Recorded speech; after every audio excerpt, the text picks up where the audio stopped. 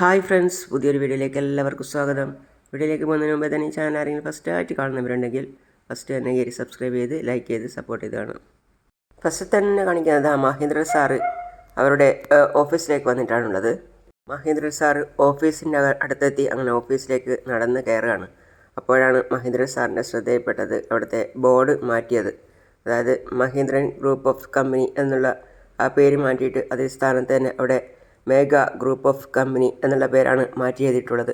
അത് കണ്ടുകൊണ്ടാണ് കയറി വരുന്നത്. അത് നോക്കിക്കൊണ്ട് തന്നെ ദേഷ്യത്തോടെ മഹേന്ദ്ര സാർ അകത്തേക്ക് കയറാൻ പോവാണ്.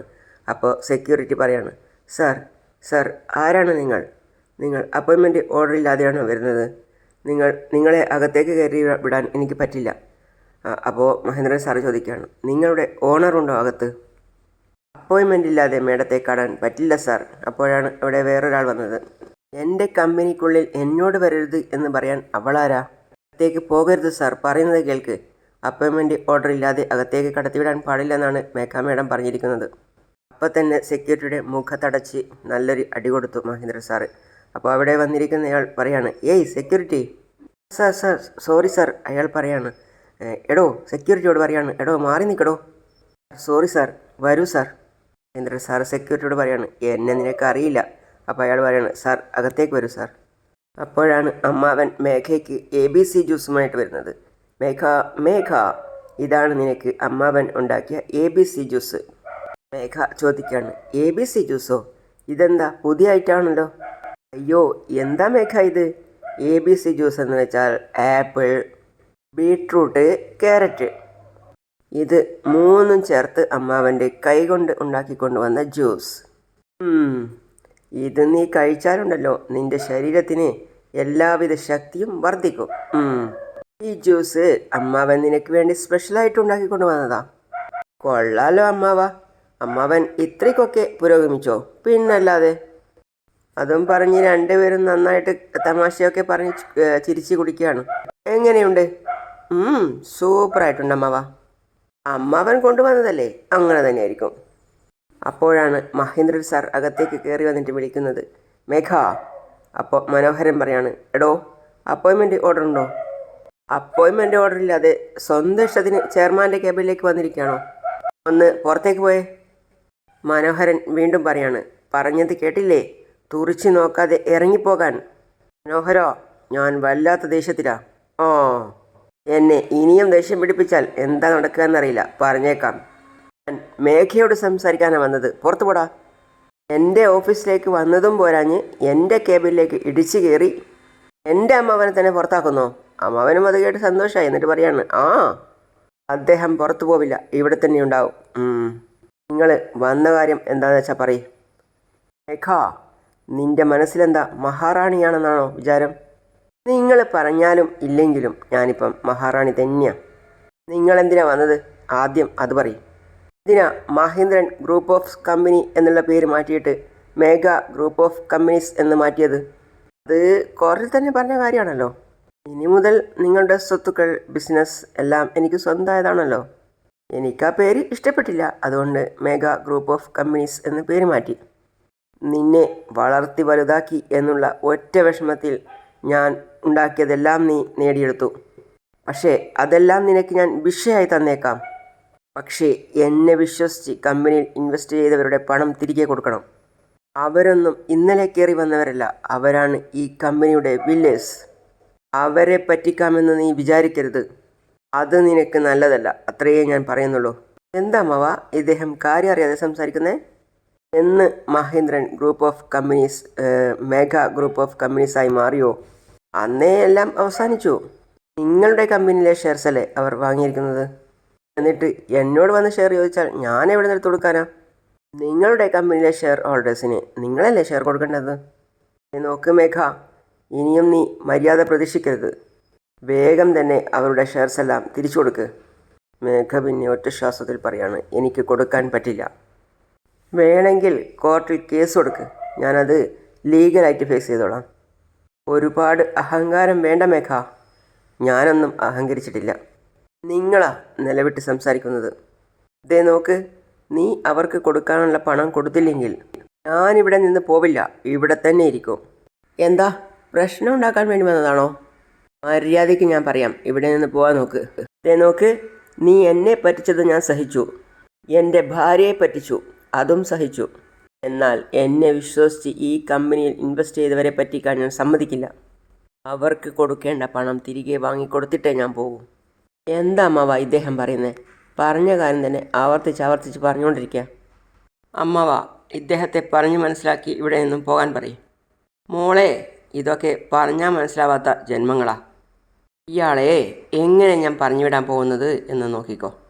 മേഘ, നീ തുടക്കം മുതലേ തെറ്റുകൾ മാത്രമാണ് ചെയ്തുകൊണ്ടിരിക്കുന്നത്. അപ്പോഴേക്കും മനോഹരൻ സെക്യൂരിറ്റി വിളിക്കുകയാണ്. അവരുടെ പണമൊക്കെ നീ തിരികെ കൊടുക്ക്. നീ ചെയ്യുന്നത് അനീതിയാണ്. ഞാൻ പറയുന്നത് കേൾക്ക്.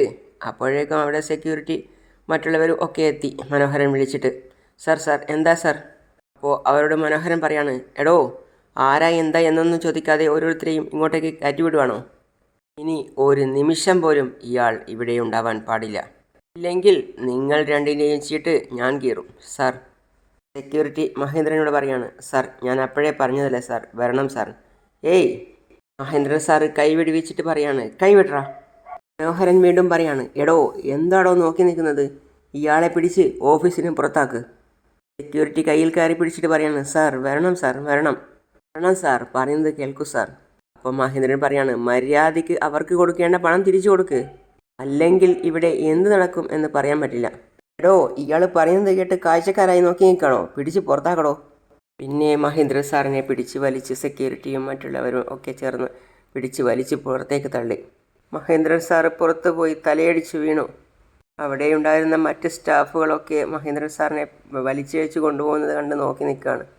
അവർക്കൊന്നും ചെയ്യാനും പറയാനും പറ്റില്ലല്ലോ. അവർ വിഷമത്തോടെ നോക്കി നിൽക്കുകയാണ്, അതായത് ചന്ദ്രികയുടെ കൂട്ടുകാരിയൊക്കെ. തള്ളി താഴെയിട്ടിട്ട് മനോഹരൻ പറയാണ്, നിൽക്കുന്ന നിപ്പ് കണ്ടില്ലേ? എടോ, ഇനി ഈ ഓഫീസിലേക്ക് താനോ തൻ്റെ ആൾക്കാരോ ഒരാളും വരാൻ പാടില്ല. വന്നാൽ എല്ലാവരുടെയും ഗതി ഇതായിരിക്കും. ദേ നോക്ക്, മര്യാദയ്ക്ക് ആ ചന്ദ്രികയെയും ലക്ഷ്മിയെയും കൊണ്ട് ആ വീട്ടിൽ നിന്നും ഇറങ്ങിപ്പോയിക്കോ. അല്ലെങ്കിലുണ്ടല്ലോ, ഇതുപോലൊരു ദിവസം നിങ്ങളെ എല്ലാവരെയും ഇതുപോലെ കഴുത്തിന് പിടിച്ച് ഞാൻ പുറത്താക്കും. മഹേന്ദ്ര, ഞാനായിട്ട് പിടിച്ച് പുറത്തേക്ക് വീണ്ടും കൊണ്ടുപോകുന്നതിന് മുമ്പേ നിങ്ങളായിട്ട് പുറത്തേക്ക് പോയാൽ അത് നിങ്ങൾക്ക് നല്ലത്. പിന്നെ വിരൽ ചൂണ്ടിയിട്ട് മനോഹരനോട് മഹേന്ദ്രൻ സാറ് പറയാണ്, എടാ, നീയൊന്നും നന്നാവില്ലടാ. അത് കേട്ട് മഹേന്ദ്രൻ പറയുന്നത് കേട്ട് മനോഹരൻ ചിരിക്കുകയാണ്. ഏയ്, ഒന്ന് പോടാ, അതൊക്കെ ഞങ്ങൾ നോക്കിക്കോളാം, നീ ഇപ്പോൾ സ്ഥലം വിടാൻ നോക്ക്. മഹേന്ദ്രൻ സാറ് വീണ്ടും വിഷമത്തോടെ ആ നെയിം ബോർഡിൽ നോക്കുകയാണ്, മേഘ ഗ്രൂപ്പ് ഓഫ് കമ്പനീസ് എന്നുള്ളത്. അപ്പോൾ മനോഹരൻ മറ്റുള്ളവരോടൊക്കെ പറയാണ്, എല്ലാവരും പോയി പണി നോക്ക്, ചെല്ല് വേഗം പോയി നിങ്ങളെ പണി നോക്ക്. പിന്നെ മഹേന്ദ്രൻ സാർ ഒരു പാവ കണക്കിന് അവിടെ നിന്ന് നടന്ന് നീങ്ങുകയാണ്. പക്ഷേ വീണ്ടും തിരിഞ്ഞ് നോക്കുകയാണ് ആ നെയിം ബോർഡിലേക്ക്. മഹേന്ദ്രൻ സാറ് ഒരു വിധത്തിൽ കരഞ്ഞ് അവിടെ നിന്ന് നീങ്ങി. പിന്നെ കാണിക്കുന്നത് ചന്ദ്രികയുടെ വീടാണ്. ചന്ദ്രികയുടെ വീട്ടിൽ ലക്ഷ്മി എന്തൊക്കെയോ പച്ചക്കറികളൊക്കെ അരിഞ്ഞിടുകയാണ്. ചന്ദ്രിക എന്തൊക്കെയോ അടുപ്പിൽ വെച്ചുണ്ടാക്കുകയാണ്. അപ്പോൾ ചന്ദ്രിക ചോദിക്കുകയാണ്, അമ്മേ, അച്ഛൻ എവിടെ അമ്മേ? എപ്പോഴും എവിടെ പോയാലും പറഞ്ഞേ പോകാറുള്ളൂ, ഇന്നെന്തോ പറയാതെയാ പോയത് എന്ന് ലക്ഷ്മി ചന്ദ്രികയോട് പറയാം. എവിടെ പോയി എന്ന് അറിയില്ല മോളെ. ചന്ദ്രികയെ, നീ അദ്ദേഹത്തെ ഫോൺ ചെയ്ത് എവിടെയാണെന്ന് ചോദിക്കേ. ഇപ്പം ചെയ്യാമേ. പക്ഷേ ചന്ദ്രിക കോൾ ചെയ്തിട്ട് അദ്ദേഹം എടുക്കുന്നില്ല. ചന്ദ്രിക കോൾ ചെയ്തിട്ട് എടുക്കുന്നില്ലല്ലോ എന്ന് പറഞ്ഞ് വീണ്ടും കോൾ ചെയ്യുകയാണ്. ഇതാമ്മേ, അച്ഛൻ വന്നല്ലോ. മഹേന്ദ്ര സാർ വന്ന് വിഷമത്തോടെ അവിടെ ഇരിക്കുകയാണ്. അപ്പോൾ പച്ചക്കറി അരിഞ്ഞിടുന്നിടത്തു നിന്ന് ലക്ഷ്മി എണീറ്റ് പോയി എന്നിട്ട് ചോദിക്കുകയാണ്. അതുപോലെ തന്നെ ചന്ദ്രികയും പോയി ചോദിക്കുകയാണ്, അച്ഛൻ എവിടെ പോയിട്ടാണ് വരുന്നത്? അച്ഛൻ ഒന്നും പറയുന്നില്ല. അപ്പോൾ ചന്ദ്രിക ലക്ഷ്മിയെ നോക്കുകയാണ്. ഏട്ടാ, ചന്ദ്രിക ചോദിച്ചത് കേട്ടില്ലേ? പറയൂന്നേ, ഞങ്ങൾ കുറേ നേരമായിട്ട് ഏട്ടനെ അന്വേഷിക്കുകയായിരുന്നു. അതും കൂടി കേട്ടപ്പോൾ വിഷമത്തോടെ വീണ്ടും മഹേന്ദ്ര സാറ് കരയാണ്, കണ്ണൊക്കെ തുടക്കുകയാണ്. ചന്ദ്രിക, അച്ഛാ, ഏട്ടാ, എന്ത് പറ്റിയേട്ടാ? ഏട്ടൻ എന്തിനാ കരയുന്നേ? ചോദിക്ക് ചന്ദ്രികെ. അച്ഛാ, എന്ത് പറ്റി അച്ഛാ? എന്തിനാ അച്ഛാ ഇങ്ങനെ കരയുന്നേ? കാര്യം പറയച്ചാ. അപ്പോഴാണ് അച്ഛൻ പറയുന്നത്, ഞാൻ എന്തിനാ ഇങ്ങനെ ജീവിക്കുന്നത്? അത് കേട്ട് ലക്ഷ്മിയും ചന്ദ്രികയും ഒരുപോലെ വല്ലാതായി. എന്നെ ഒരുപാട് അപമാനിച്ചു. അപ്പോൾ ചന്ദ്രിക, എന്തിനാ അച്ഛാ ഇങ്ങനെയൊക്കെ പറയുന്നത്? എന്താ നടന്നേ എന്ന് പറയച്ചാ.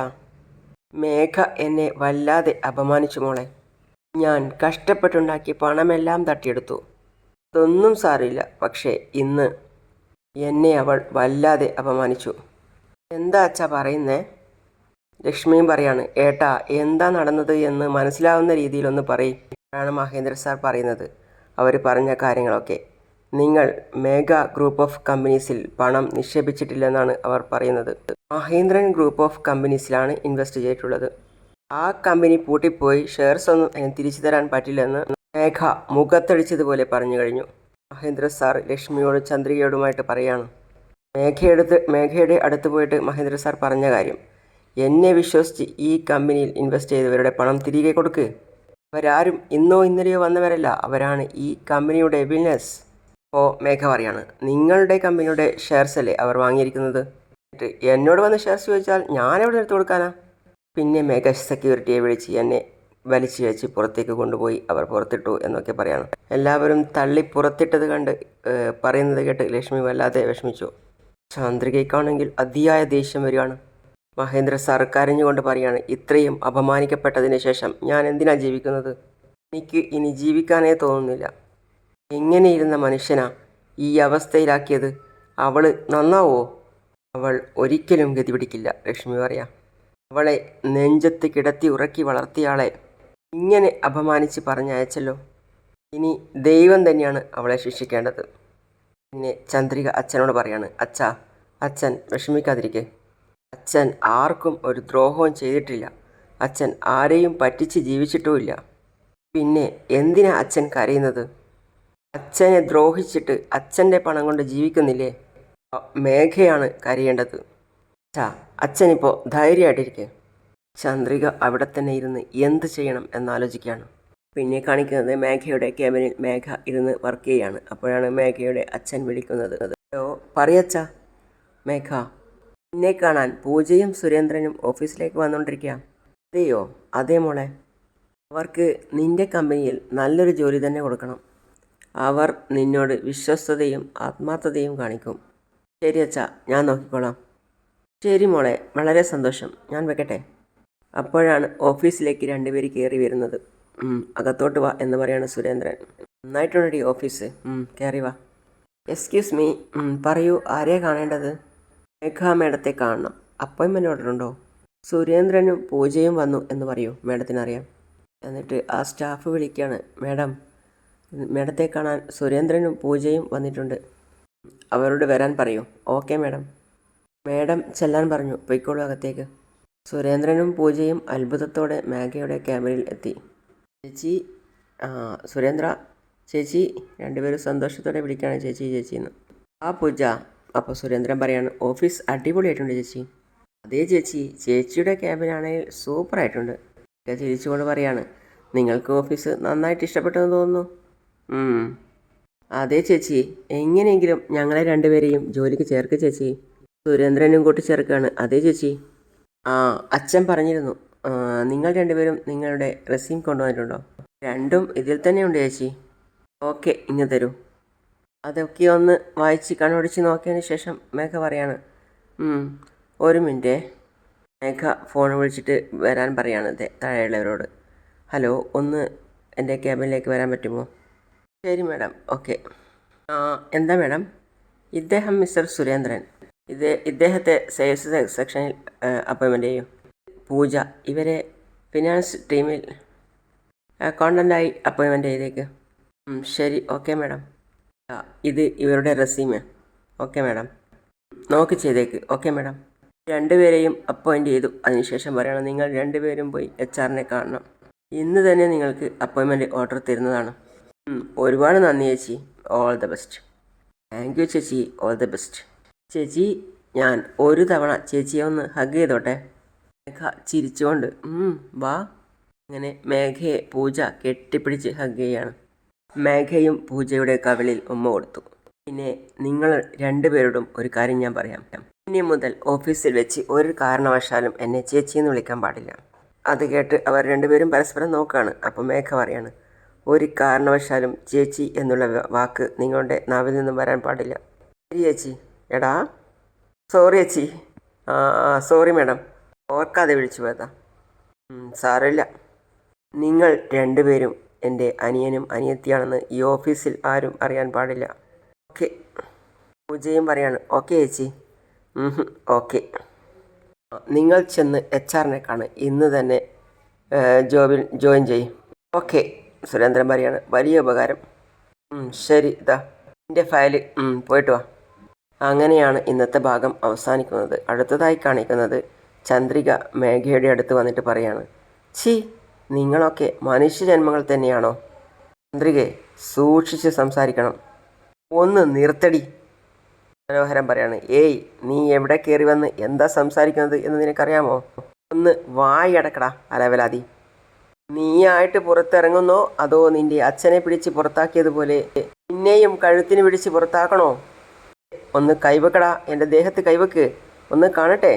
അപ്പോഴേക്കും ആഞ്ഞു വലിഞ്ഞ് ചന്ദ്രിക മനോഹരൻ്റെ മുഖത്തൊരു അടിവെച്ചു കൊടുത്തു. ഇത് കണ്ട് മേഘയും എഴുന്നേറ്റ് പോയി. അങ്ങനെയാണ് ഇന്നത്തെ ഭാഗം അവസാനിക്കുന്നത്. അപ്പോൾ അടുത്ത പുതിയ വിശേഷമായിട്ട് വീണ്ടും കാണാം. അതുവരെ ഈ ചാനൽ സബ്സ്ക്രൈബ് ചെയ്യാതെ ആരെങ്കിലും കാണുന്നുണ്ടെങ്കിൽ പെട്ടെന്ന് തന്നെ സബ്സ്ക്രൈബ് ചെയ്ത് ലൈക്ക് ചെയ്ത് സപ്പോർട്ട് ചെയ്ത് കാണുക. അപ്പോൾ അടുത്ത പുതിയ വിശേഷമായിട്ട് വീണ്ടും കാണാം. See you all.